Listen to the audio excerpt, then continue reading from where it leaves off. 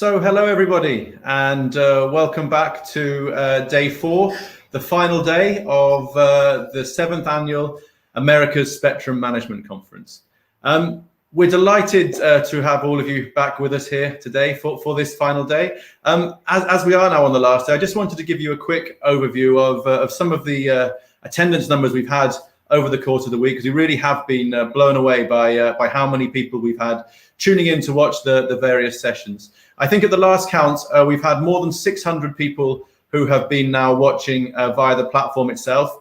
And I think we're approaching 300 who've also been watching on the live streams via Twitter and YouTube. So in total, more than 900 people have been tuning in to the sessions across the week so far. So we're very hopeful that today we'll be able to get above 1,000, which is amazing, and we really are delighted to have had all of you with us, and of course to have those of you who are joining us now with us for these sessions today. Again, a reminder that all of the sessions that have taken place so far, and of course all of the sessions that are taking place today, are being recorded. You'll have been being sent links to access those via, I think they've been sent out from my colleague Kate, who'll be sent out after each day's proceedings. So the links to access each of the session recordings are on those emails, and you can also find links to those in the reception area on the platform as well. So please do watch back any of those sessions that you might have missed, or anything that you do want to watch back again. Just very quickly, I wanted to once again say a very big thank you to all of our sponsor and partner organizations for their support of the event. Too numerous for me to name all of them now, but you can see the logos on the screen right next to me here, and we really do appreciate the support of each and every one of you. Without that, this event would not be possible. So thank you very much for all of your support. Next, I wanted to just briefly again remind you all that there is simultaneous translation in English and Spanish available. So the details here for how you can access that translation: you need to either download the app for Interactio, who are the company providing the translation. So download the Interactio app, or go to the website app.interactio.io, and then you need to enter the event code Spectrum when you're there, and that will give you that translation. There will be speakers today, as over the last few days, speaking in English and some speaking in Spanish. So please do make sure you have that ready if you do require translation. So on to the program for today. I can see it says day 3 here. I can assure you it's day 4, so apologies for that. So we're on to day 4, but the actual content of the program is right, even if the header at the top isn't. So we're starting off very shortly, or this morning, I should say, is going to be a focus on mmWave. So we looked yesterday at some of the mid bands. We're now moving on today to look at the high frequencies, the mmWave, and later on, as you'll see, to move on to look at the lower frequencies in the UHF band. So in a second, we're going to be kicking off with a thinking point, which is going to be focusing specifically at utilizing mmWave frequencies for backhaul, for 5G backhaul. We are then moving on to a more broad panel discussion around the emerging mmWave ecosystem before we split out into our showcase sessions for today. So the 3 showcase sessions we have running today are, as ever, going to be running in parallel alongside each other. So we have a session presented by Nokia, hosted by Nokia, focusing on the impact of 5G in Latin America, driving digital transformation and productivity. A session hosted by Intelsat, focusing on satellite services, innovation and regulations. And then a session hosted by Facebook, which is going to be looking at comparative experiences on the future use of the 6 gigahertz band. Following that, we have a short break. We actually have a short session going on in our break at 11:15 today. So we have a networking break that's being hosted by Chicas Tech. And as part of that, you can go to the sessions tab on the system, and you can access a meeting room. That session will be taking place in there, and Chicas Tech invite you to join them for a discussion on key issues and looking at how gender equality across the sector can be improved. So please do look to join us for that networking break, which, as I said, is hosted by Chicas Tech.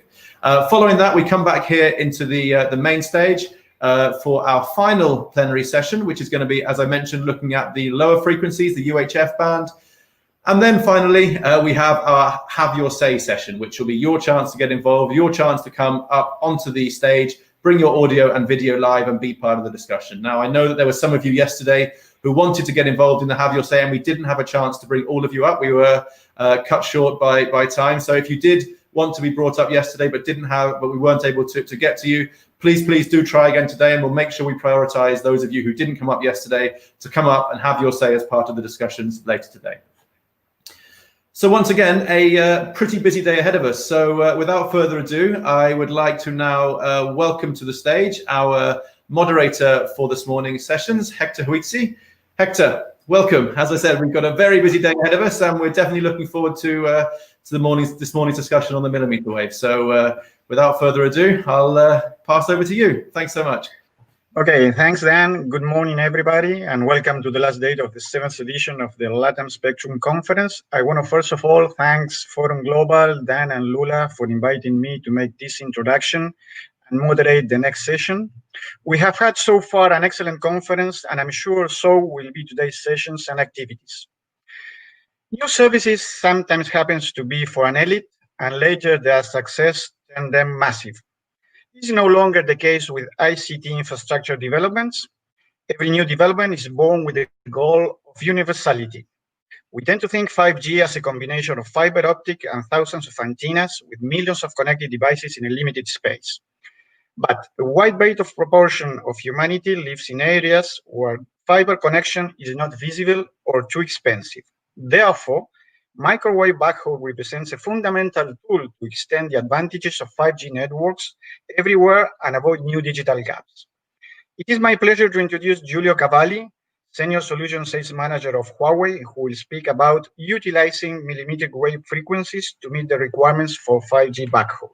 After his presentation, we will have roughly 5 minutes for questions, so please send your questions as his speech develops. Giulio, the floor is yours. Buenos días a todos. Mi español es malo, no es suficiente por una conferencia como esta. Así que aprovecho el servicio de traducción y presentaré en inglés. Okay. My English is also quite good, so I think you will not have difficulties to follow me. So hello to everybody. This presentation actually is a little off topics because I will not really speak about 5G mobile, so 5G wireless itself. Still, I will deal with the spectrum. Main focus is backhauling, so transport network. In the specific, let's enter in the millimeter wave usage for backhaul. So next slide, please.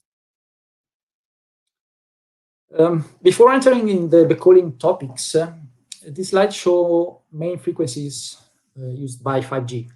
Here, I know you are the expert, more than me for sure, but it's useful for introducing transport network frequency topic. By the way, different services address different frequencies. The lower the frequency, the better is the coverage. This is a basic, straightforward rule in general. And considering the famous 5G triangle, the ITU2 triangle, it's not a surprise that the massive machine type communication and the ultra reliable low latency connection application mainly utilize lower frequency. But when mobile broadband application is considered, when extremely high data rate is required, high frequency over 24 gigahertz shall be considered by definition, where more spectrum is available and wide channel can be used. In Spanish, wide channel is called ancho de banda. It's a hint for the translation. We are entering now in the domain of millimeter wave, 26 gigahertz, 28 gigahertz, or even more, it's 40 gigahertz. In Europe, 26 gigahertz has been licensed for 5G usage, almost all Europe, 28 gigahertz in USA. In Latin America, I think it's still to be defined, but here and there are some auction. For example, in Peru, I know that Peru recently launched an auction for allocating 26 gigahertz for 5G usage. Now, millimeter wave historically has been used for microwave, fixed service application. So it's point-to-point microwave links. mainly used for mobile backhauling. Not only, but this is the main application. And this is the main topic of this presentation. So why microwave backhauling is so important for 5G. Next slide has the answer, or actually part of it.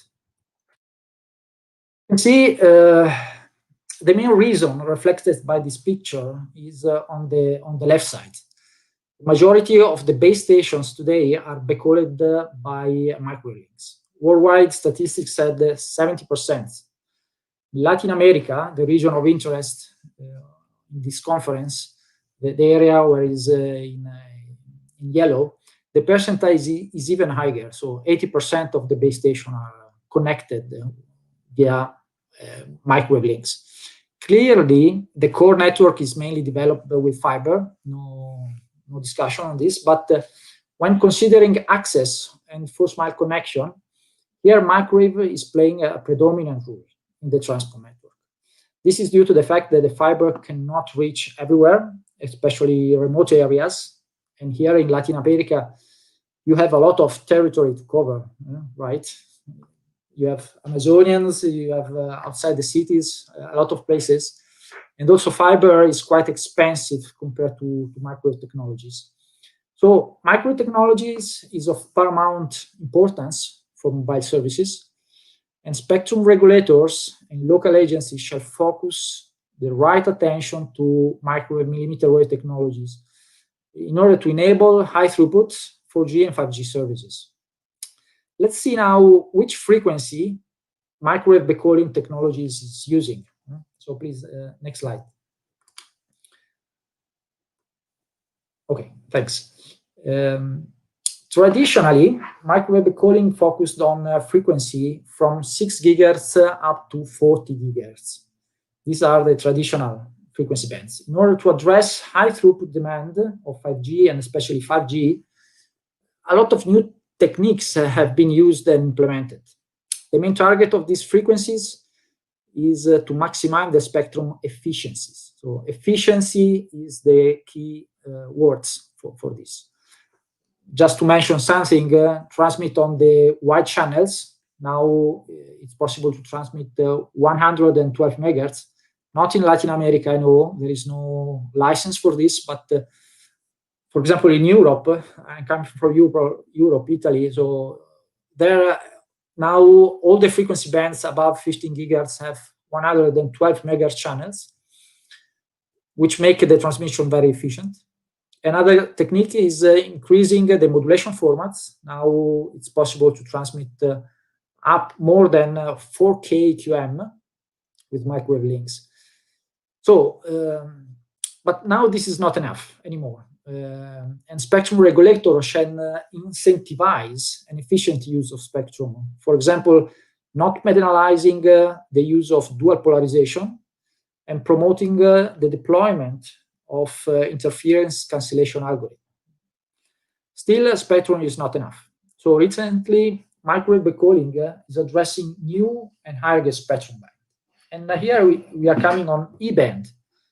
It's 80 gigahertz band, which is now a reality worldwide. In the slide, the spectrum is highlighted in green, the green part. This is the real millimeter wave domain. And this frequency, in this frequency, we have now 10 gigahertz of spectrum available, which allow a very high throughput transmission. Clearly, since we are now on a very high frequency, 80 gigahertz, attenuation plays a key role in planning. Link cannot be very long. We are speaking of very few kilometers, 1 or 2 kilometers, especially in intensive ray area, you can reach 1 kilometer, 1.5 kilometers maximum. But today, E-band is the main frequency used in urban environment. Again, in Europe, all the new microwave links in the cities are now deployed using E-band.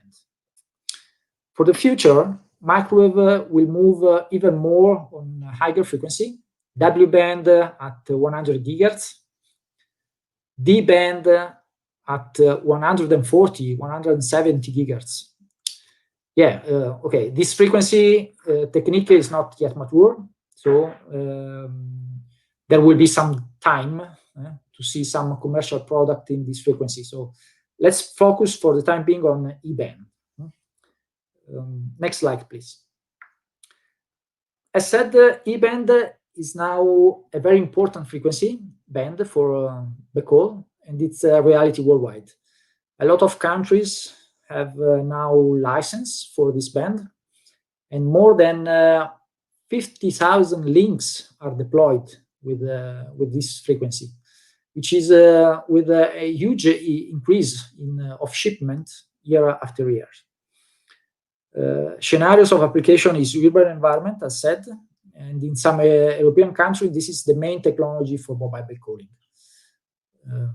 In Latin America, Brazil was one of the first countries to open this frequency for fixed services.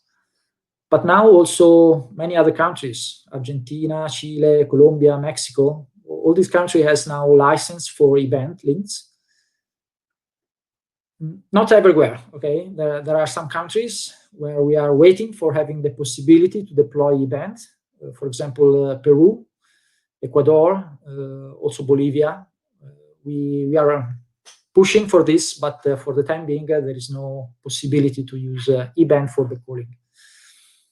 Why is it so important to have E-band available? Next slide.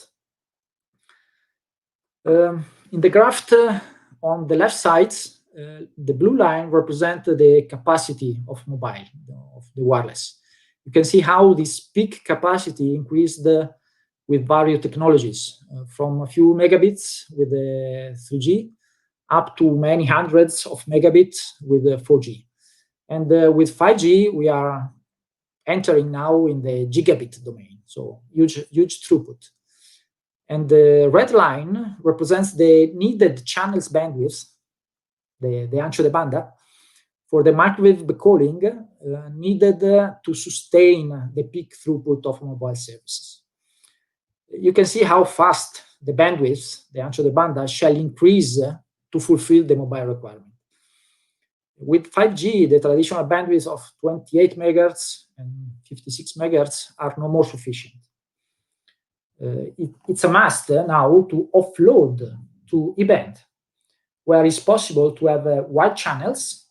We are speaking of 1,000 gig of channel size for the transmission. And the traditional spectrum is now not enough.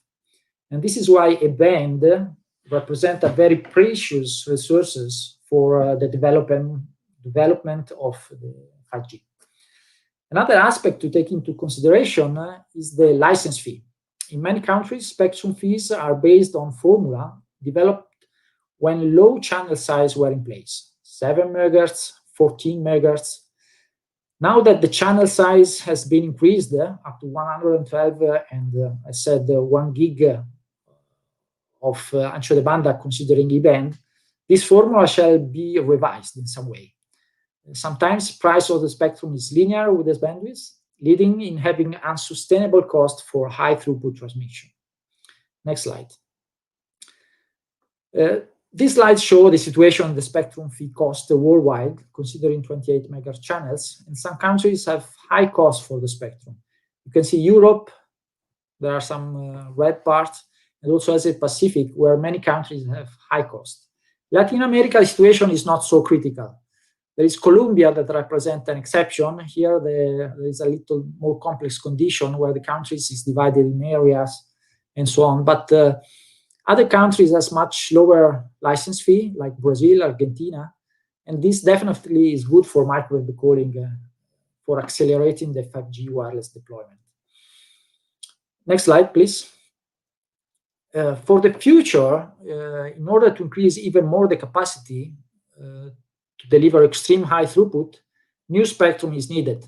D-band is now quite mature. Standards is already defined, and technologies is starting to focus in this band.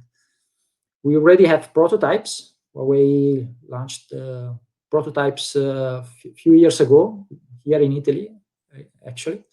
And also regulator should look into this band quite soon because we are almost ready now to have commercial equipment for this. I'm advising you, so look to the very high frequency for backhauling. And for long future, we are looking to the terahertz bands, the so-called G band. This is still under study, and some years will pass to see something concrete in this extreme frequency. So next slide, please. I'm at the end of this presentation. These slides just list the key point of what's said so far. I stress you a lot about the importance of microwave backhaul.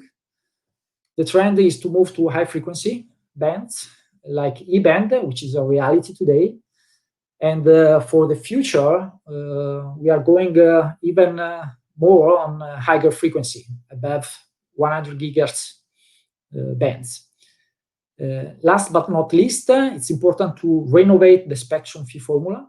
That is, in most cases, are old, and they don't take into consideration the wide bandwidth that are in use today.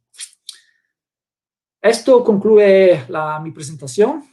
Gracias por su atención. La próxima vez intentaré presentar en español. Esta es una promesa. Chao. Thank you, Julio. Very interesting. Your Spanish is quite good, so I encourage you to, in the next opportunity, make your presentation in Spanish. Well, we have, as mentioned, a brief period of time for questions. I have one question, so we'll take advantage of my position of moderator to start with one question. You stressed a lot about, either in your presentation and finally in your last slide in the conclusions, about the importance that spectrum regulators shall incentivize microwave backhauling. What are in concrete the actions that can be taken to reach this goal? Yeah, hello. There are actually many actions that can be taken. First, regulators have to focus on traditional frequency. So from 6 gigahertz to 40 gigahertz, this is very important because, okay, E-band is good, is excellent, is fantastic, but backhauling cannot survive only with E-band. Traditional frequencies are needed by definition. There are a huge variety of bands available for backhauling, and many countries lacks in some of them. So first step for local regulator is to analyze which frequency bands are missing and include them in the license scheme. One very good example is Anatel in Brazil, that has included very recent, some years ago, few years ago, the 13 gigahertz bands that was missing. And very recently, last year, has introduced also the 32 gigahertz. So this is a very good example. Anatel is very active in this, and it's a very good example for Latin America to follow. Second step is to incentivize the transmission efficiency, I said in the presentation. What means in concrete? For example, make no sense to double the fee for the cross-polarization function. In microtransmission, you can transmit horizontal and vertical. Sometimes the license is just for one polarization, and if the operator wants to transmit on the other polarization, the cost is doubled. But this is not, it's a huge penalty because no one can use that channels. Once one polarization is assigned, the second polarization can be used just only to that operator. So it's good to incentivize this, not increasing and not to double the license for this. Also, MIMO is quite important, so not penalizing the dual antenna deployment. Of course, we are speaking of E-band, which is absolutely important. So having the license for E-band, it's of paramount importance, as said. So please, I push all the local regulators to open the frequency of E-band. And okay, for the future, new concept is coming. Microtechnology is evolving very fast. We are now approaching some different architecture of microwave links. So no more point-to-point links, but point-to-multipoint architecture. So new concept of radio resource control, as there are in 5G wireless, but this can be applied also to microwave. And so in order to make it possible to deploy with this new technology, local regulators shall in some way modify the assignment of the channels. We are speaking more about block regime licensing instead of link by link. This is quite a complex topic, so I don't think there is too much time now to discuss, but regulators have to start to think about it and to approach this new architecture for microwave backhauling. Okay, thank you, Giulio. I think then we are almost on time for the next section. I think these things that you have highlighted in your presentation, as well as in the answer to these questions, put the focus on the importance of a correct regulatory approach in order to lead to a reduction of digital divide and faster and good deployment of 5G networks, since wrong approach of regulations may lead to enhance the digital gaps instead of reducing them. Thank you, Giulio, so much, and I think it's time to move to the 7th session. Again, for those who are joining now to the conference, good morning and welcome to the 7th session of the 7th Latin Spectrum Conference, a focus on the high frequencies, the emerging mmWave ecosystem. At this stage, I think we are all aware of WRC19 IMT spectrum allocation for these bands, and if not, for sure, any of the panelists will remain as such allocations. Among other interesting topics to be addressed in this session are: what are doing LATAM countries and what plans do they have for mmWave bands? Are they going to follow ITU mandated route of focusing initially in 26 gigahertz band, or follow the US releasing a portion of the 28 gigahertz bands? What combination of licensed and unlicensed spectrum is the ideal? To address these issues and others, we have an excellent team of panelists for this session, formed by regulators of different countries with different degrees of development in the utilization of millimeter bands, and also representatives of the industry with a broad presence worldwide and especially in LATAM, so we will be able to have a comprehensive view of the subject at stake. I remind the audience that we will have roughly half an hour for questions. Please submit them as the session development.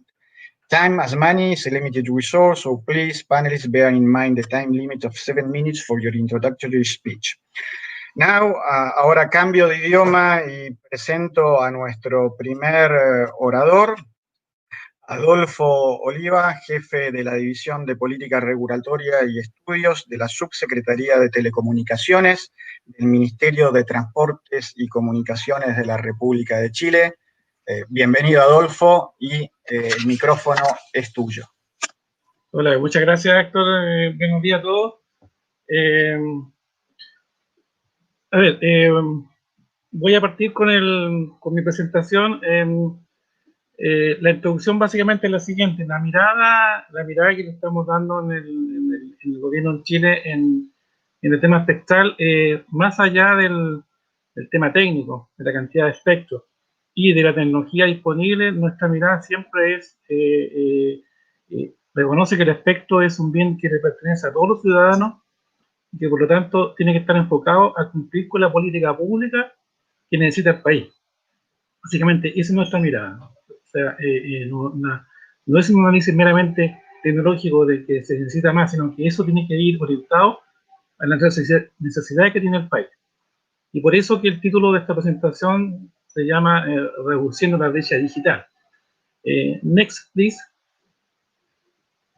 En el punto de partida para ese tema, básicamente lo que les puedo contar de Chile es que hemos llegado a un buen desarrollo en términos de usuarios de Internet, alcanzando ya niveles de países desarrollados, casi el 88%, Tenemos buena penetración de banda ancha móvil, casi todos los ciudadanos cuentan con un dispositivo de alta velocidad móvil, con redes 4G que cubren todo el país, con buena cobertura, casi el 98-99% existe señal de telecomunicaciones, y la velocidad de acceso también estamos muy nivel, básicamente en buen nivel. La brecha significaría que tenemos, y al igual que todos los países de la región, el tema de la banda ancha fija.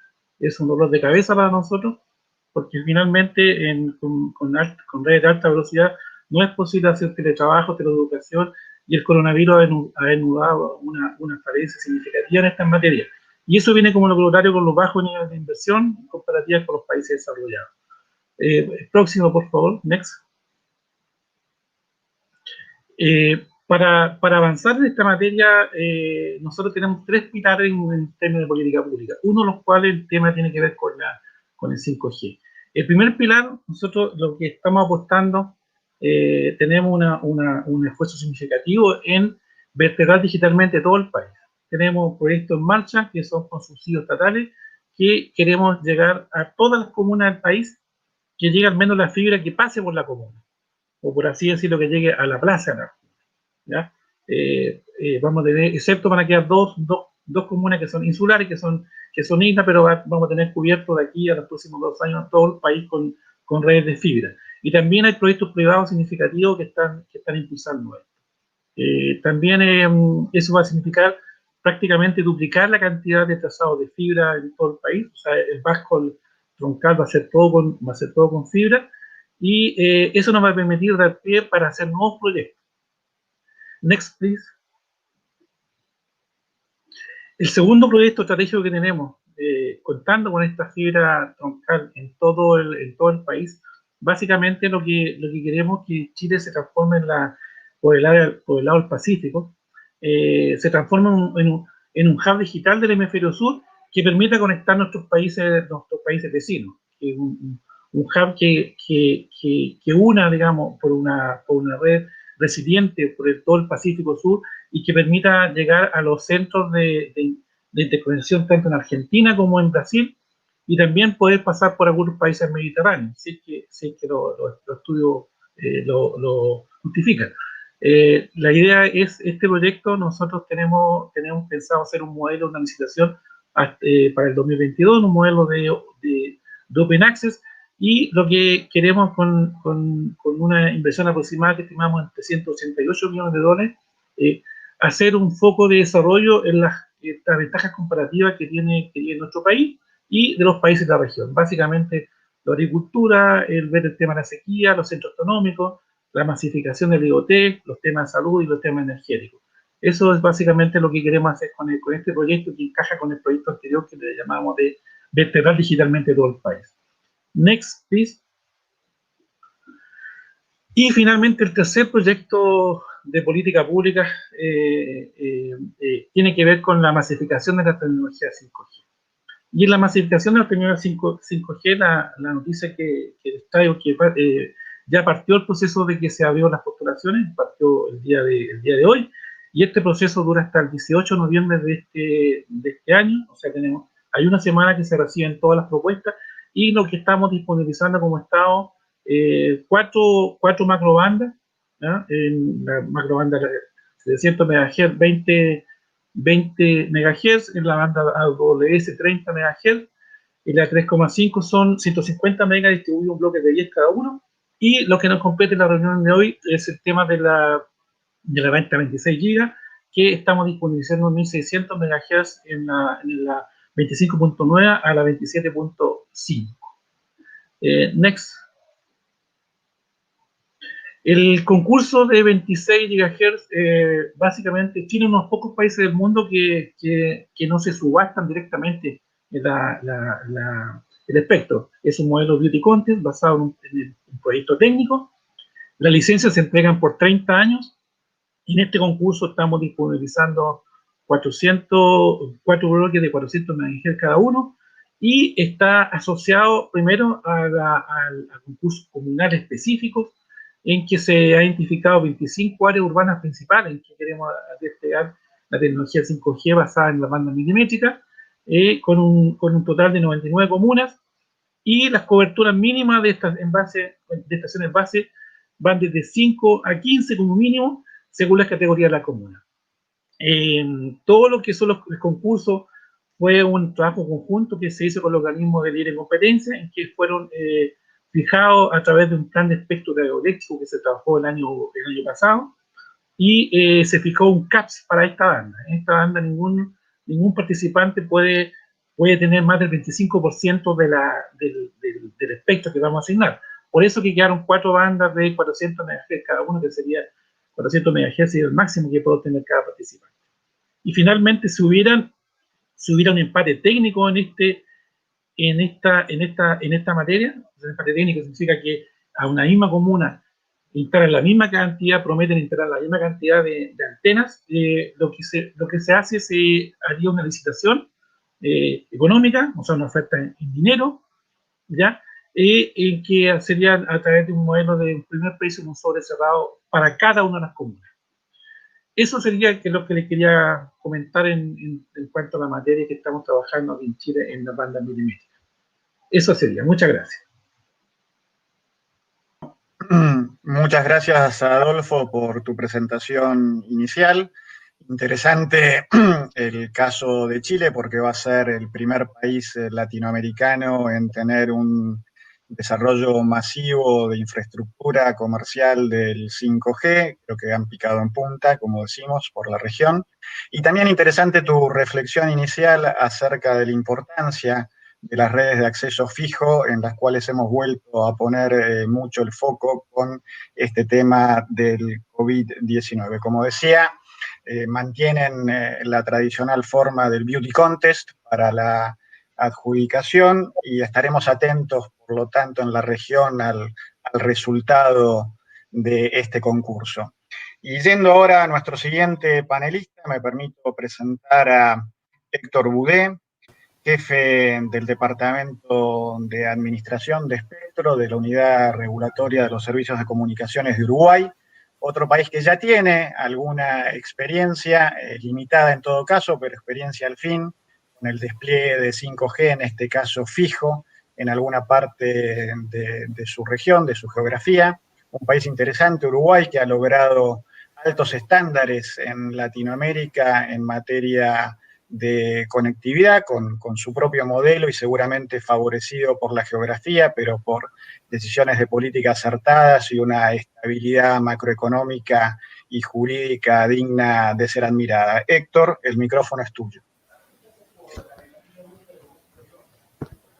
Muy buenos días, muy buenas tardes y muchísimas gracias por la presentación, Héctor.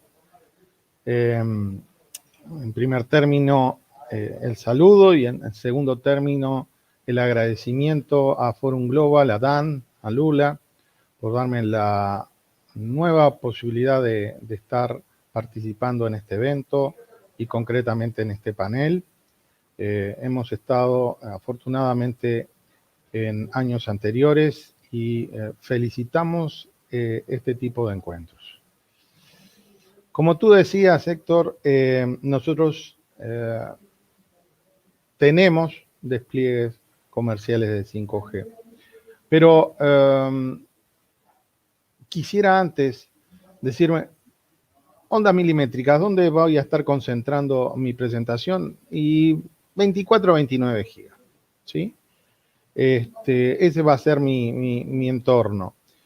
Y es relatar lo actuado hasta el momento, contar en dónde estamos.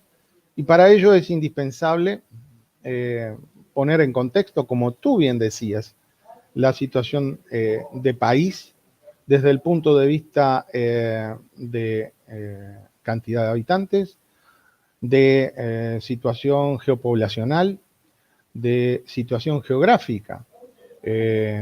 Algunos colegas que están participando en este momento de este evento habrán escuchado más de una vez que en distintos foros yo he explicado que nosotros, la madre naturaleza, en lo que tiene que ver con el espectro, nos ha bendecido en el sentido de que no tenemos alturas muy grandes que superar, no tenemos accidentes geográficos que nos exijan un despliegue de infraestructura mucho más complejo.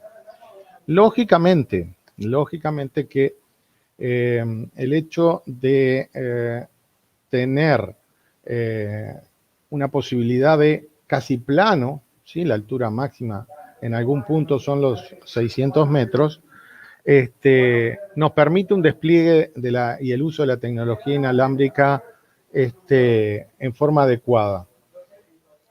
Estoy teniendo...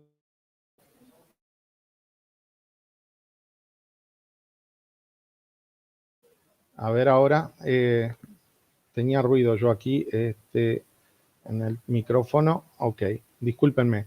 Entonces decía, nosotros, entonces eso no ha permitido y es conocido el despliegue de fibra óptica al hogar y también nosotros en estos momentos estamos en plenos despliegues en banda de 2,6 GHz, dada la subasta de fin de año, está también desplegándose 700 y creo que la señora presidenta de URSEC en el día primero que inició este evento comentaba sobre las distintas bandas de frecuencias que tenemos. Nuestro contacto con las ondas milimétricas a nivel de servicios data de finales de los 90, ¿sí? En aquellos tiempos, bajo la sigla de LMDS, o sea, transmisión fija de datos, se hizo un beauty contest, se presentaron prácticamente más de 2 decenas de empresas, muchísimas de ellas de carácter internacional, y casi nos quedamos sin espectro, ¿sí?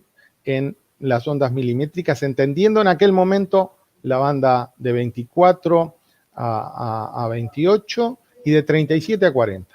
Pero el tiempo pasó. El desarrollo tecnológico impuso condiciones diferentes y también el mercado. Y la banda de 37 a 40, los sistemas colapsaron, no había posibilidad de negocio. Y en la parte baja de la banda son desde 24 a 28, 29 gigas, nos quedamos con alguna operativa hasta estos días.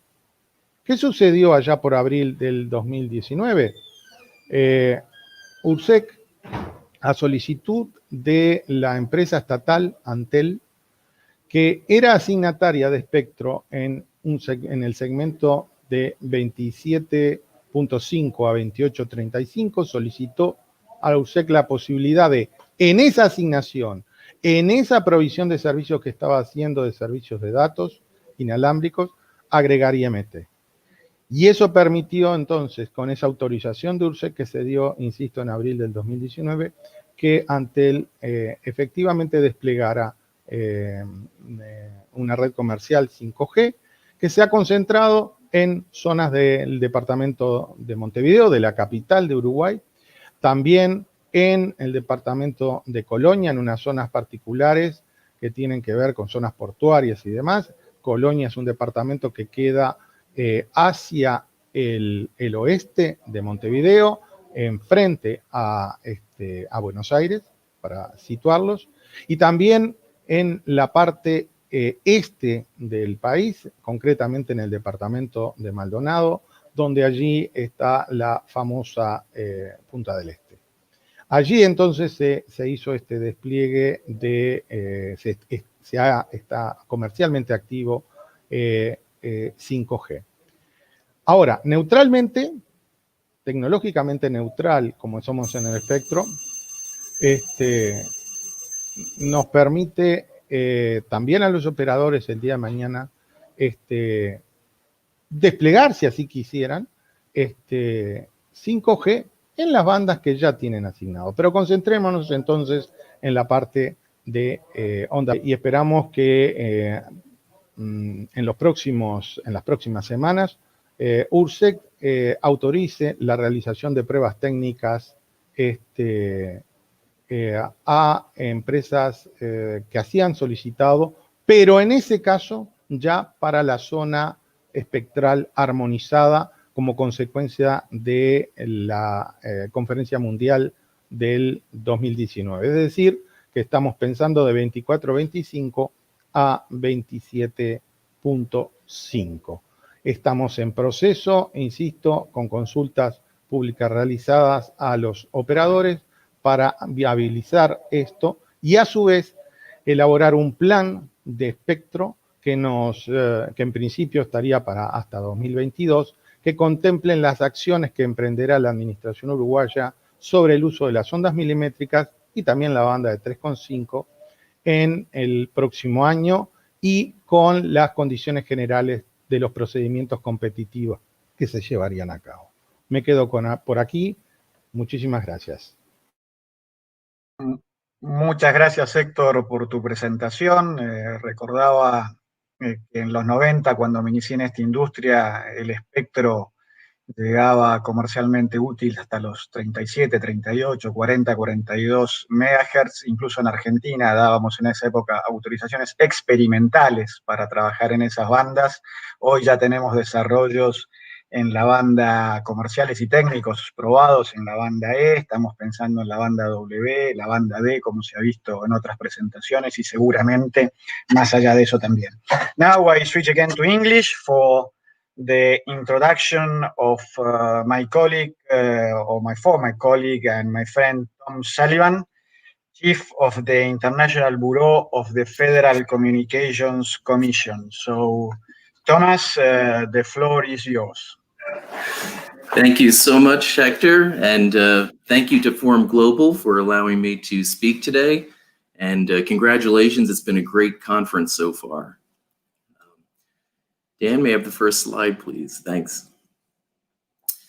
As you can tell from this slide, on the spectrum front, we've been very aggressive working to provide spectrum into the commercial marketplace, really to help advance next generation technologies for many services, including 5G. And as we've heard over the past several days, for 5G to reach its full potential, it's going to require a mix of the low, the mid, and the high band spectrum. And this slide reflects the various actions that the FCC has undertaken or that we're planning in each of those band segments.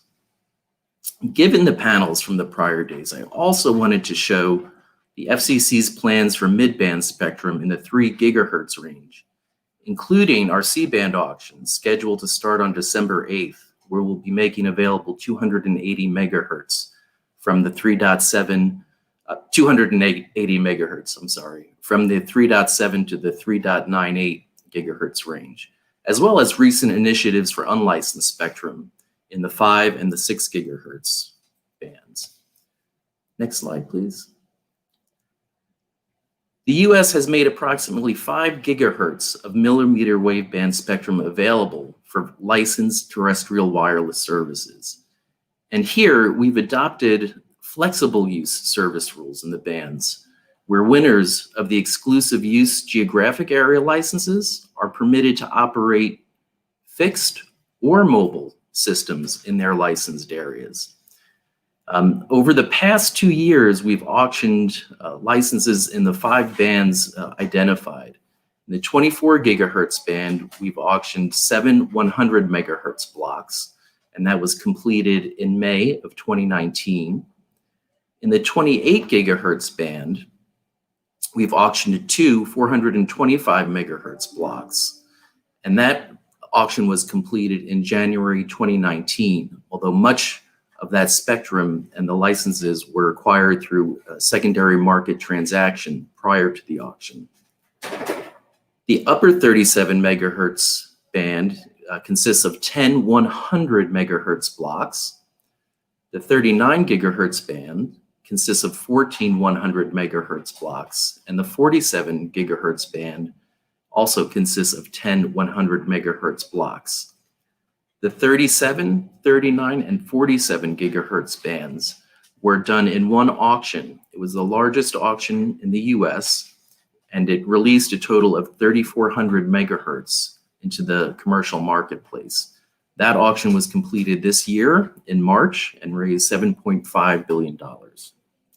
Next slide, please.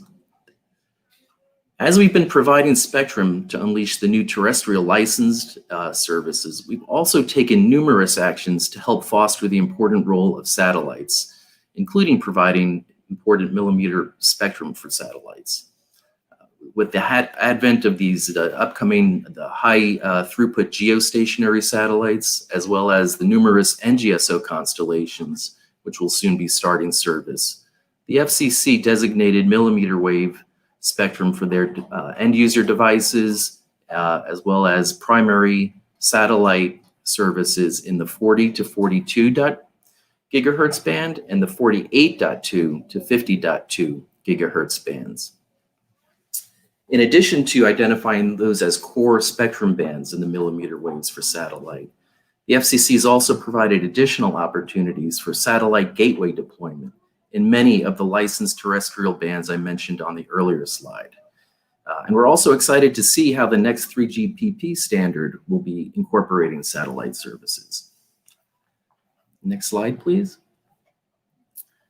The importance of spectrum in the millimeter wave bands is not limited to mobile and satellite services. And as we've heard from our colleague in the opening introduction, very critical roles for fixed and other innovative uses of this technology to help with 5G related services, as well as other independent services.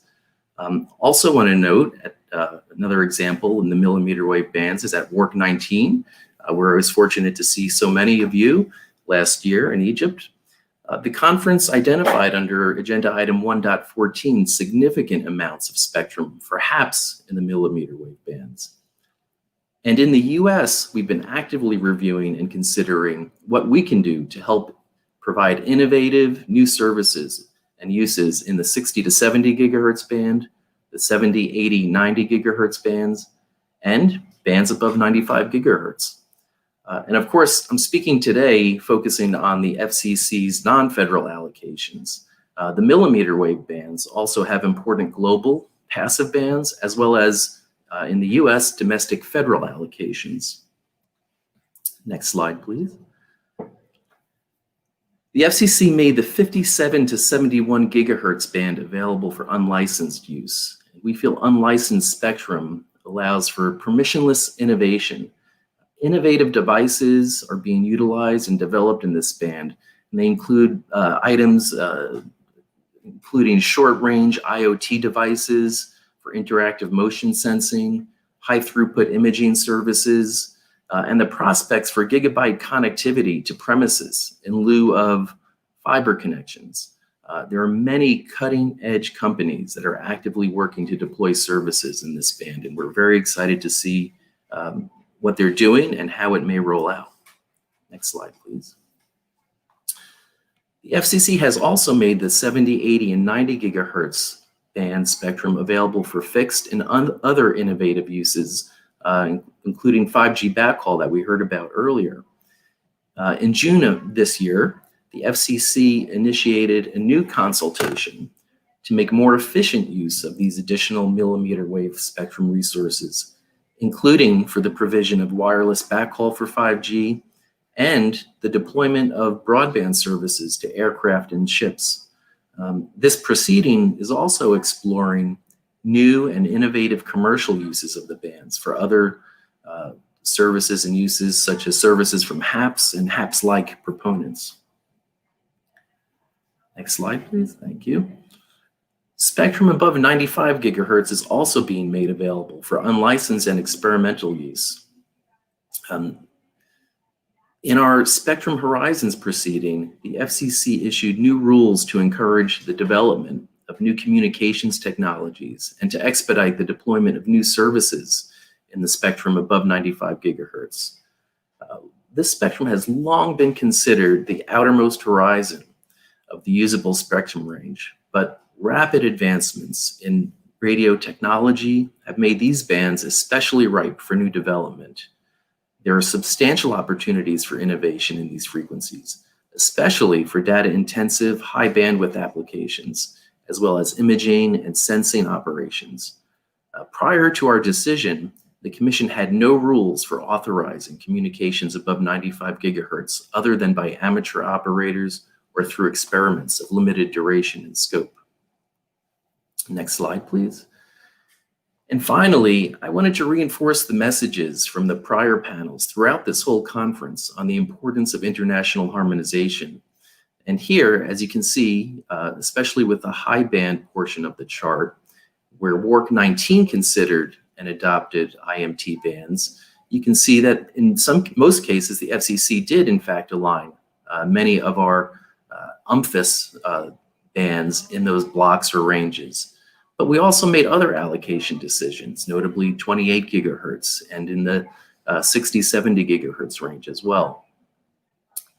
When we take a look back from the lessons of the prior World Radio conferences, not just WARC 19, but even WARC 15, and many of the discussions we've had in CTEL in our region, it's very important moving forward that we continue to take the lessons that we've adopted there going forward. And three main points here is that one size approach does not always fit. We recognize that countries have different spectrum needs, priorities, incumbencies, and legacies. And therefore, regulatory flexibility is what will allow the next generation technologies to flourish, given the rapid technology development. And of course, we all recognize the many benefits of international harmonization. It's going to maximize equipment economies of scale, make services cheaper for consumers and for industry to roll out. It's going to facilitate easier and faster adoption of equipment and devices across our region and across the globe. So one important lesson learned is that we need to focus on flexible harmonization again. It's thinking about harmonization in a different way. And here we need to avoid the fragmentation of spectrum at the regional and global levels. And we want to always strive for that, the greater opportunity for global roaming of devices and of equipment coming to scale and coming to consumers faster and cheaper, helping to bridge our divides.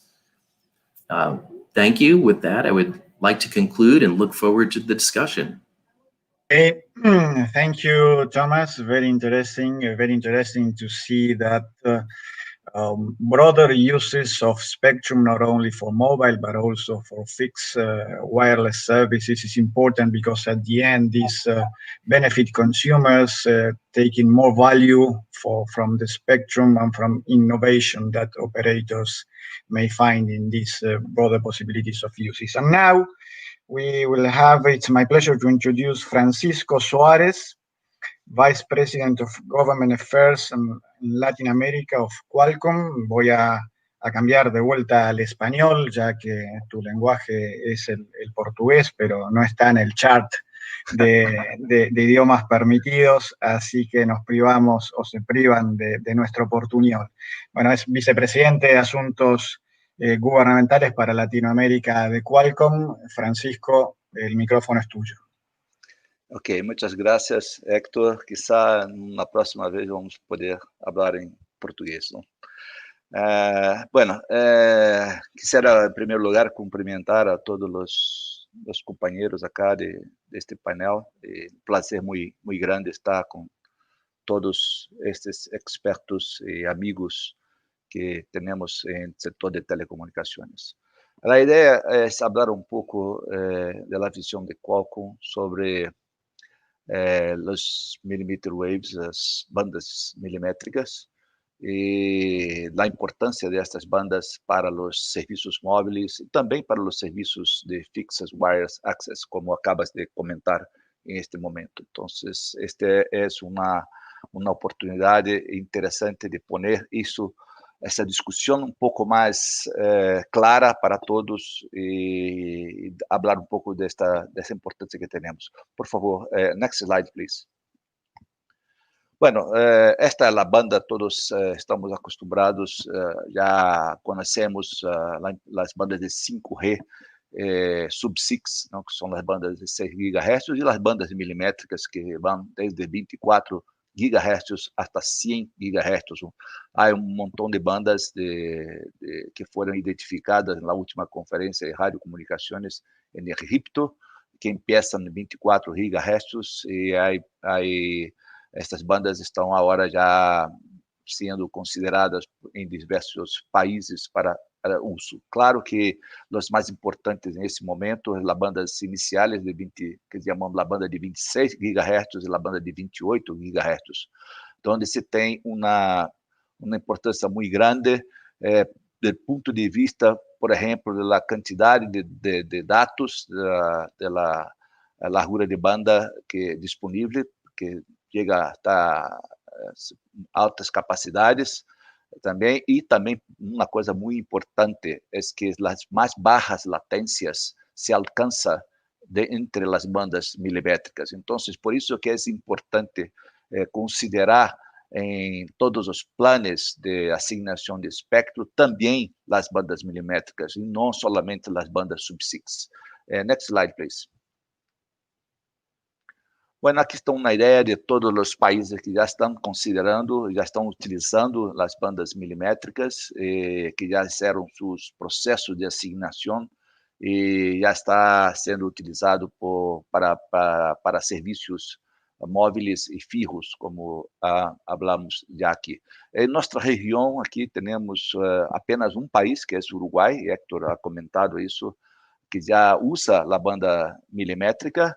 Estamos ansiosos para ver muito mais países com isso a partir do próximo ano. Já temos um processo em curso de Chile, que está previsto a assignação também de espectro na banda de 26 GHz, e esperamos também que outros países, há consultas públicas como a de Peru, por exemplo, há consultas públicas sendo de discussão sobre a alocação de espectro também em outros países como Colômbia. Não he escuchado ainda muita coisa em Argentina, mas de pronto esperamos também ter algumas nuevas noticias. Entonces, yo creo que para nuestra región, el año del próximo año de Brasil, ¿no? Yo estoy me olvidando de Brasil, que está marcado el proceso de subasta para el próximo año, el principio del próximo año, segundo trimestre del próximo año. Bueno, entonces muchos países, yo creo que el año de 21 y 22 va a ser muy importante para la região em termos de 5G. O que me preocupa um pouco é que muitos países não estão se considerando a utilização das bandas milimétricas, e essas bandas são complementares e muito importantes que sejam hechos as subastas em conjunto. Next slide, please. Bueno, hablando um pouco de bandas milimétricas, há características um pouco distintas do que quando falamos de outras bandas. Normalmente, em bandas, por exemplo, quando falamos de bandas sub-6 e outras bandas baixo de 1 GHz, sempre há pouco espectro para serem subastados, e há sempre uma disputa, muitas vezes uma disputa por as empresas, as operadoras, em para poderem comprar esse espectro. Não passa isso nas bandas milimétricas. Em bandas milimétricas há uma grande quantidade de espectro disponível. Então, é importante que os países, os governos entendam este aspecto dessa característica da banda milimétrica, e assim está sendo feito em muitos países ao redor do mundo. As assignações não são feitas por processo de subastas, pero processos, métodos administrativos. Sabemos qual é a quantidade que necessitam por cada operadora, sabemos quantas operadoras têm, e há espectro disponível em grande quantidade que se pode utilizar. Então, o preço e a disputa de um processo de auction, por exemplo, não me parece uma coisa muito adequada para quando se habla em bandas milimétricas. Nós sabemos que há muitos países que, por meio da lei, a lei exige que seja feito um processo de subasta. Pero eu creio que é tempo de começarmos a cambiar um pouco este conceito para ter também a possibilidade de métodos administrativos. Quizá a ser uma subasta em relação à banda de sub-6, 3,5, por exemplo, e em relação à banda de 26 GHz, um processo um pouco mais barato, um pouco mais que não leve em conta precios, pero solamente obrigações e coberturas e estas coisas assim. Então, aqui esta tabla não vou falar sobre cada um porque não temos tempo acá, pero há exemplos onde não se aplica um processo de subasta, pero um processo administrativo, onde se cobra uma fee, o princípio para começar, para se dar uma pequena fee, e depois não se cobra mais apenas se exige a cobertura. Um pouco parecido com o que está sendo feito no Chile, que é um processo de beauty contest também, que então, as obrigações são mais importantes do que ter uma subasta não arrecadatória, não recaudatória, não? Então, isso seria mais importante, muito importante, principalmente para as ondas milimétricas. Aqui na lista de países onde isso é feito com muito sucesso. Next slide, please. Bueno, aqui é o contrário, também as subastas que já tivemos no passado recente, desde 2018, de países que subastaram bandas de espectro em mmWaves, já um processo mais normal através de subastas normais, do conceito que tínhamos antes, se aplicou também. Mas também, com sucesso, muitos deles já estão utilizando, então, uma assignação, normalmente uma assignação em conjunto das bandas 3,5 com as bandas milimétricas. Isso é muito importante do ponto de vista de que não são apenas serviços de 5G, mas são coisas distintas. Os serviços, o que se pode fazer, os use cases que se tem em relação às bandas de 3,5, muitas vezes são diferentes dos use cases das bandas milimétricas. A banda complementa a outra. As questões, por exemplo, que havia comentado antes, de relação à baixa latência, se pode ter muito melhor resultado quando se usa as bandas milimétricas do que quando se usa as bandas de 3,5. Por isso que é importante ter as duas possibilidades, e não uma, e depois, muitos anos à frente, ter a subasta da outra. É muito importante planear subastas em conjuntos de bandas de 5G, com bandas sub-6 e bandas milimétricas também. Next slide, please. Ok, cambiando um pouquinho de uma das aplicações, uma das grandes coisas, uma coisa muito importante que as bandas, que a nova geração de 5G vai trazer, e com a possibilidade de ter estas baixas latências e a segurança dos dados também, que a confiabilidade dos dados, que está muito mais grande agora com 5G do que teníamos antes com LTE, por exemplo, é a questão dos aspectos das redes privadas, no desenvolvimento das redes privadas. Há vários tipos de redes privadas, mas há dois extremos, vamos dizer assim, uma rede privada que é integrada com as redes públicas ou com as operadoras, que podem serem desenvolvidas em conjunto, como sócios, como parceiros, como em partnership com as operadoras, e também há uma rede privada que se pode desenvolver solamente por uma ação do interessado, do ente privado que tem interesse de ter uma cobertura. Isso se aplica muito às questões, por exemplo, quando falamos de indústria 4.0, onde se quer poner em uma planta uma conectividade 5G que seja de seu próprio dono do próprio ente privado.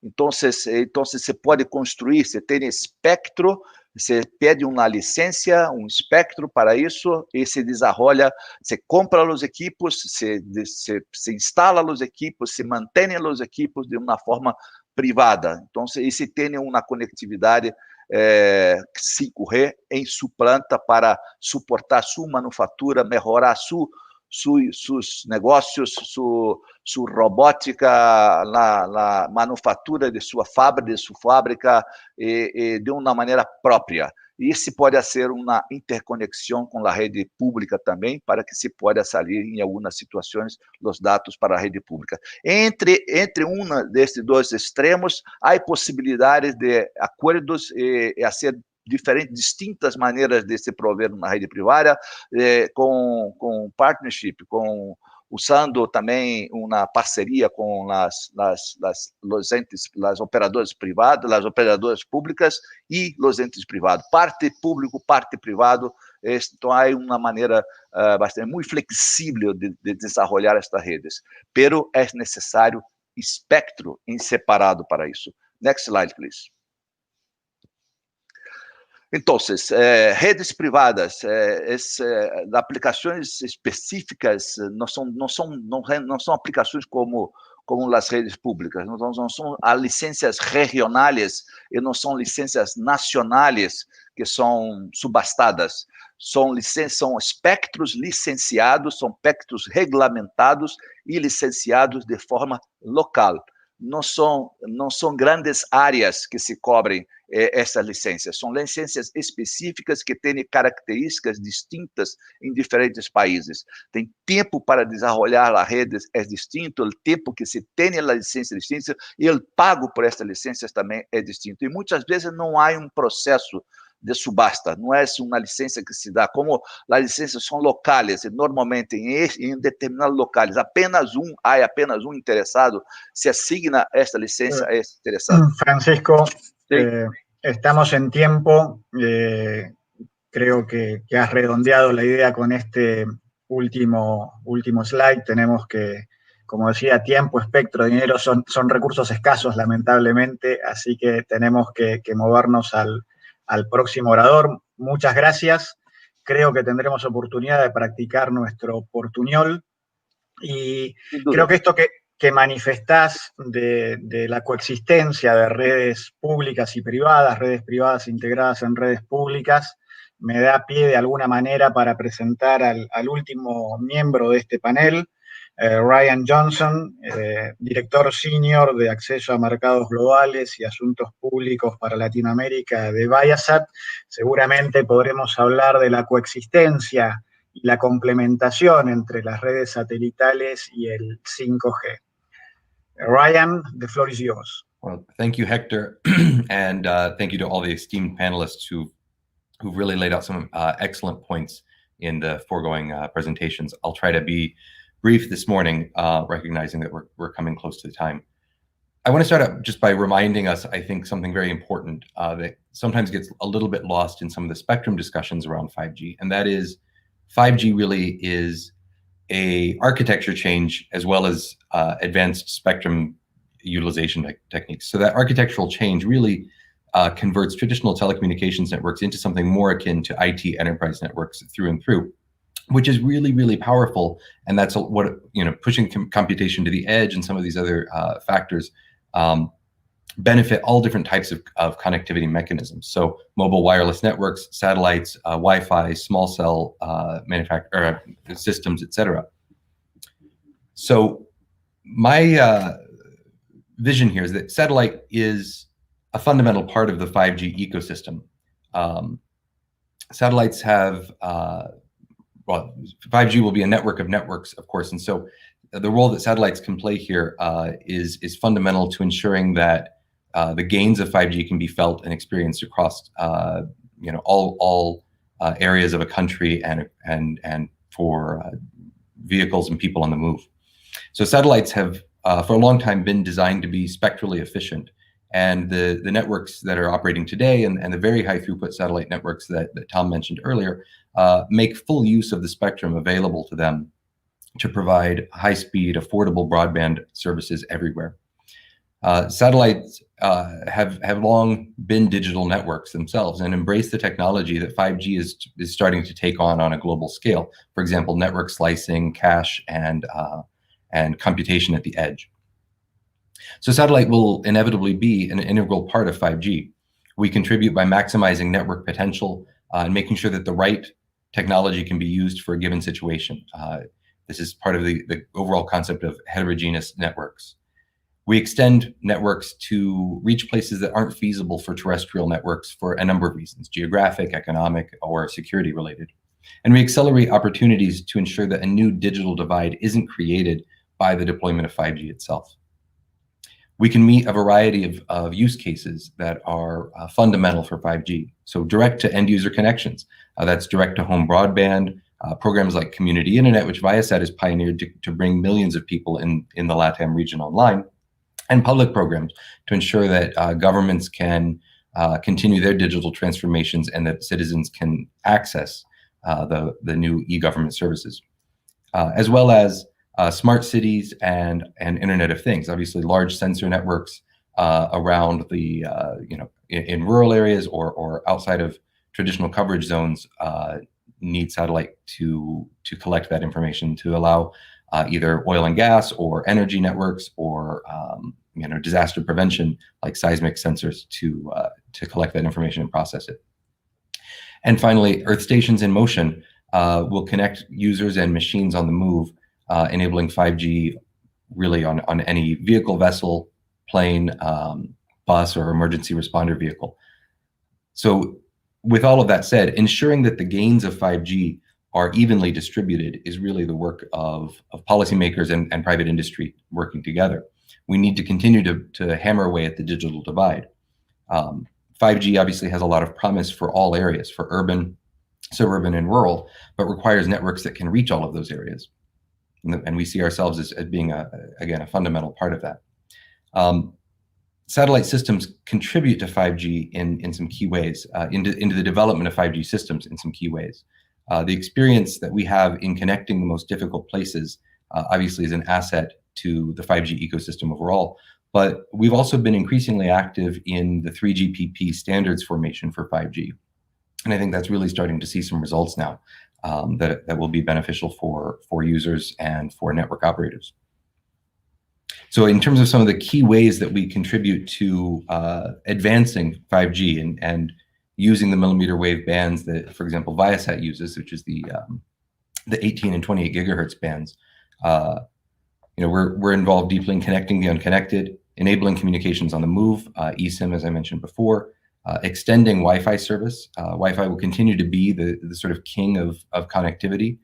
Cisco estimates that even under full 5G deployments, Wi-Fi is still going to be about half of the data transfer mechanism that people use.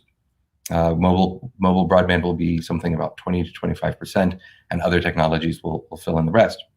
Obviously, satellite extends those Wi-Fi networks to wherever people are.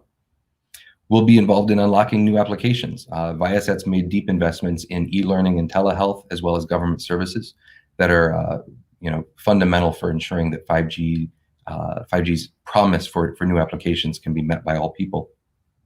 Improving disaster recovery, advancing precision agriculture, and finally fostering competition. Frankly, we help keep markets healthy and benefit end users.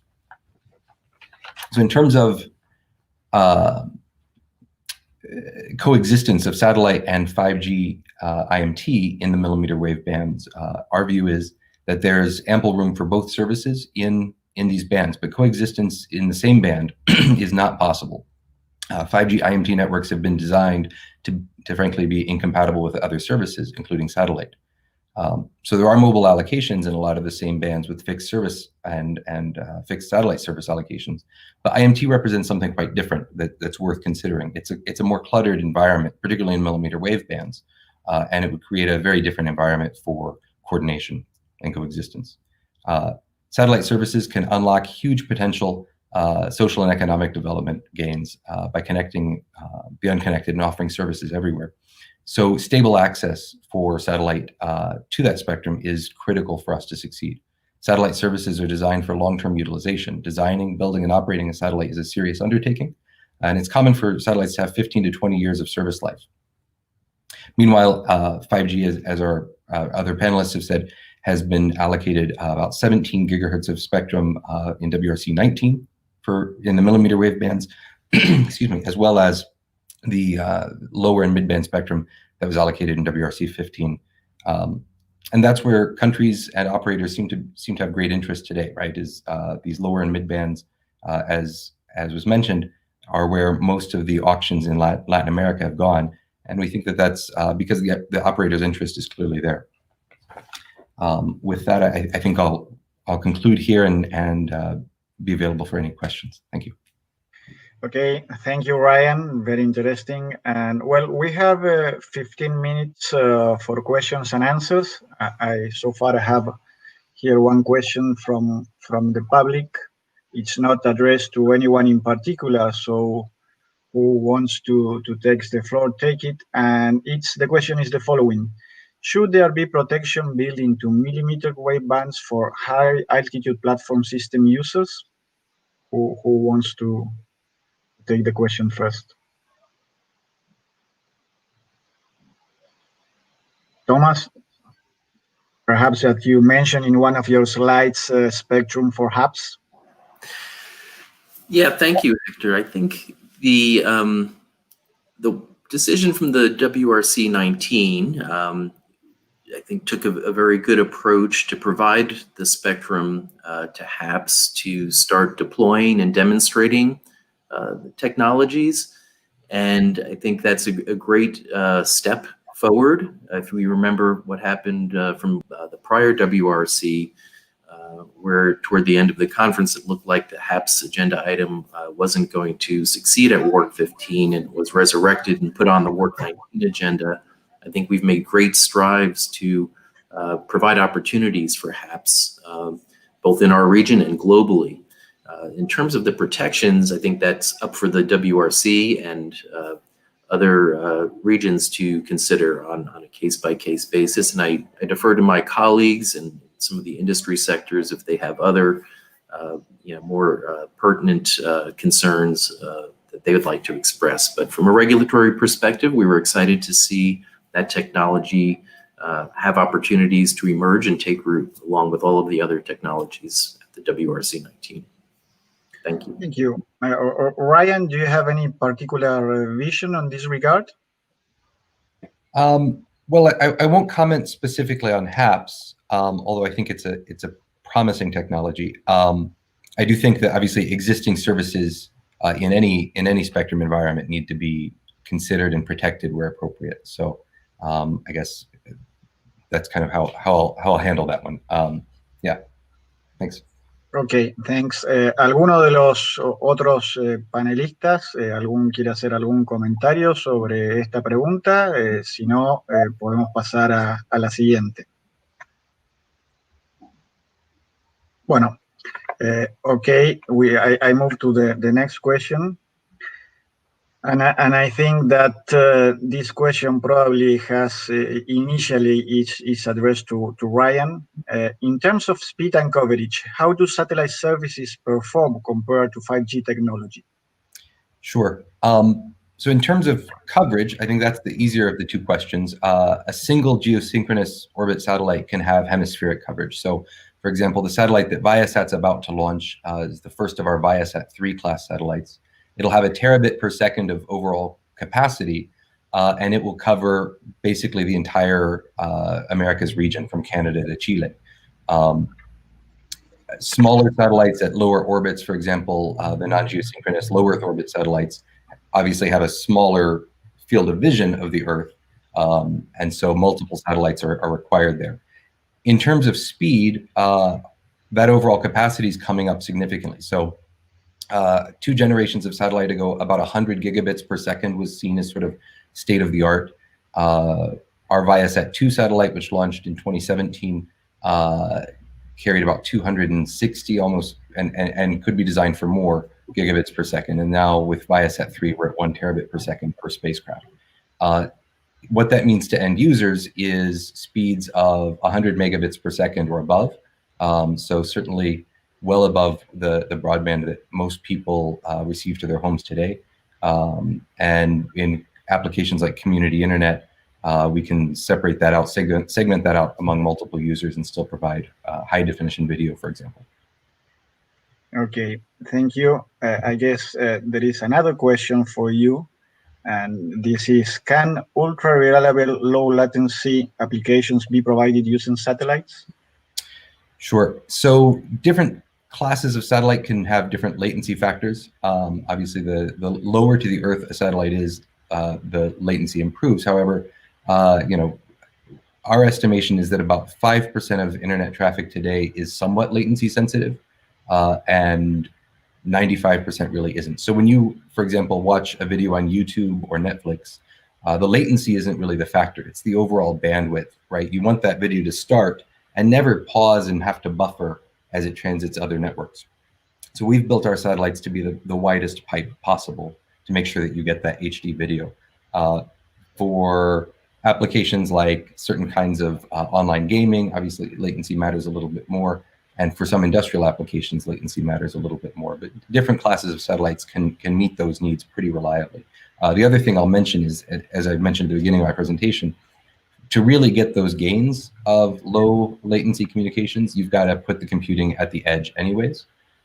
So if a network doesn't put more computing power at the edge of that network, it's still going to be coming through multiple hops back to the data center, perhaps overseas, and you're still not going to really get a truly low latency experience. Ok, thank you. Ahora tenemos una pregunta probablemente para los reguladores de Latinoamérica. Dice, ¿cuánto trabajo se está haciendo para coordinar el uso de las bandas milimétricas a lo largo de los países latinoamericanos? Y acá maybe we introduce Tom, and how much are North America countries involved in this? Adolfo, Héctor. Sí, a ver, en los temas regulatorios siempre hay intereses contrapuestos entre la industria satélite contra los proveedores de servicios móviles.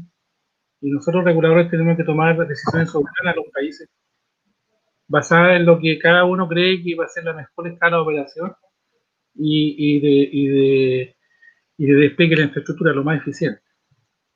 Yo puedo hablar por el caso chileno. En el caso de Chile nosotros hicimos una adopción soberana basado en básicamente lo que está promoviendo la ITU. Obviamente tomamos muy en consideración lo que se está haciendo en los países de Norteamérica, pero en la medida que todos los países adopten una misma tipo de datos, obviamente vamos a tener mejor escala. Eso nos interesa mucho, estar coordinado con los países de la región. Héctor. La pregunta yo la dividiría en dos partes, como la entiendo. Primero, lo actuado. Y creo que el trabajo que se ha realizado en el ámbito de la Comisión Interamericana, concretamente en el Comité Consultivo Permanente de Radiocomunicaciones, ¿dónde fue el lugar donde estas coordinaciones tuvieron lugar y que dieron resultado de que la región, como bloque, no existiendo ni norte, ni sur, ni centro, ni Caribe, sino región, defendiera sus intereses armonizados en el sentido de consenso en la identificación de bandas de frecuencia en la pasada conferencia del 2019, aunque esto lo puedo trasladar a la del 2015 y así sucesivamente para atrás. Y eso me parece importante, muy importante teniendo en cuenta las claras asimetrías que tenemos a nivel de región, porque somos lo que somos, ¿sí? Pero en ese reconocimiento de esas situaciones diversas, nos permitió tener como región, como bloque, postura sobre cada una de las bandas. No fue sencillo, como nada es esto, pero se pudo hacer. Y entonces, eso para mí marca una situación. Luego está en el despliegue y condiciones. Y allí yo sí comparto casi totalmente lo que ha dicho Adolfo. Y en el caso, por ejemplo, no quiero hablar por Argentina, ni por Brasil, ni por Paraguay, pero nosotros en esta semana, en estos días anteriores, lunes, martes y miércoles, aquí en Montevideo, iba a decir, en esta cuestión de virtualidad, hemos tenido reuniones de Mercosur y uno de los temas es el Manual Unificado de Coordinación de Frecuencia en Zona de Fronteras, y ahí tenemos el desafío de contemplar la posibilidad de coordinación, ¿sí? Para que se opere sin interferencias perjudiciales y que se puedan además tener las máximas eficiencias de servicio por parte de los operadores en la zona de frontera, y necesariamente necesitamos coordinaciones. No sé si con eso respondo a cabalidad a la consulta. Creo que sí. Tom, do you want to add anything? Okay, I have a question regarding one issue that has appeared in several presentations, which is auctions, beauty contests, and administrative allocations. And there is a strong debate, I think, worldwide, but particularly in Latin America, regarding a trade-off between collection of money from the auctions and investments. So the question would be, the FCC, that so far is perhaps the regulator that has more expertise in these auctions, and I remember that current novel economy prices won their prices because they are studies in auctions. How do you have addressed this issue, the balance between investment and the reserve price for the auctions?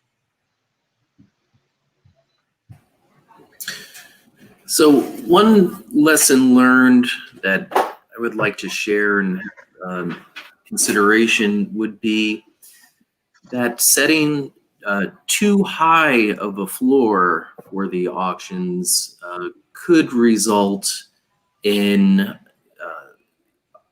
cases where the winner of the auction has expended so much of their capital that it takes them longer to start deploying the services and rolling out services.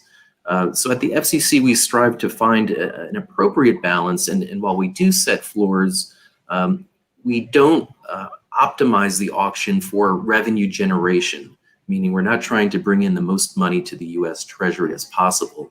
The money coming into the Treasury, of course, is a benefit of the auction process, but it's more reflective of making sure that that spectrum is assigned to its best and most effective value among the bidders, as opposed to generating and maximizing revenue.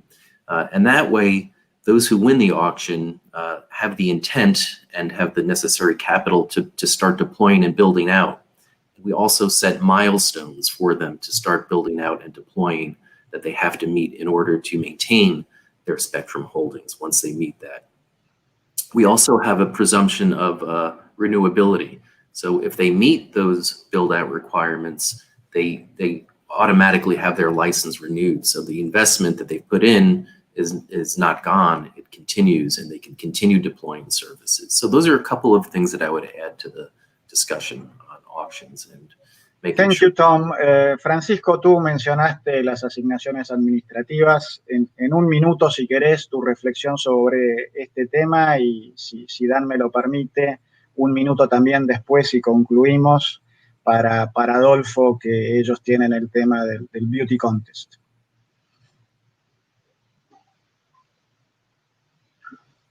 You are mute, Francisco. Não estou mais. Sim, graças. Em um minuto apenas, sim, nós outros entendemos que é muito importante cambiar esse momento a maneira de fazer os concursos que temos experimentado até agora. Então, claro que privilegiar las coberturas, la implementación de desarrollamiento de los servicios es mucho más importante do que tener, bueno, por lo menos desde el punto de vista del sector, sería mucho más importante do que tener encames para el gobierno, para el tesoro, en vez de eso. Entonces, nosotros apoyamos completamente este tipo de asignaciones administrativas. Se puede hacer, el problema es que muchos países en sus leyes no lo permiten, pero tiene que se encontrar una manera de acomodar esta situación. Gracias. Adolfo, unos segundos para ti. Sí, el tema es sumamente complejo esto, como tú bien lo sabes. La región, cada país tiene aproximadamente 500 MHz asignados, y el tema, los fabricantes, los gremios siempre, digamos, entregar algo de eso promueve mayor servicio, pero básicamente lo que yo creo que necesitamos como países tener mucha más información de ver cuál es el espectro eficiente para esto. O sea, hay poca información de eso, muy pocos fabricantes se atreven a decir con los 500 MHz, cuánto se puede abarcar, y menos los gremios siempre piden más, pero uno dice, bueno, así es suficiente lo que existe, se requiere más. Y ese es el dilema del Beauty Contest. Bueno, creo que estamos en tiempo. Dan, I think we are on time. So, thank you very much. Muchas gracias a todos los panelistas. There has been excellent presentations. I think that the debate may continue in one of the sessions. Creo que los debates seguramente seguirán continuando. Quizás tengamos oportunidad en alguna de las sesiones que nos quedan todavía, y entonces le devuelvo el micrófono a Dan y damos por concluida esta sesión. Thank you, everybody. Thank you very much to Hector, and thank you to all of our panelists. I'm I'm just sorry we didn't have more time, because I think we had lots of questions coming in, and we could have carried on that discussion again, as I said, after all sessions, I think, for a lot longer. But we are out of time now. So thank you all so much to all of you for a fascinating discussion. Thank you to everyone in the audience as well for all of your comments and all of the questions that were coming in, which again really were appreciated. But we're now moving straight on to our next showcase sessions. So our 3 showcase sessions are about to start in just a minute or so over on the showcase stages. So just a reminder of the 3 sessions that we have running today. On showcase stage 1, we have a session hosted by Nokia, looking at the impact of 5G in LATAM, and that's driving digitalization. So showcase stage 2, satellite services, innovation and regulations, which is hosted by Intelsat. And on showcase stage 3, comparative experiences on the future use of the 6 gigahertz band, which is hosted by Facebook. So those 3 sessions about to start now in just a minute or so over on our showcase sessions. Following that, we have a short break, a short networking break, where you can join our colleagues at Chicas TIC in the sessions area of the platform. And then finally, today, we have our afternoon sessions, a session on the UHF band, back here on the main stage, and then I'll have your say session to wrap up. So still lots going on. Looking forward to seeing you over on the showcase sessions shortly, and back here then for the next session at, where are we? 11:35 Colombia time.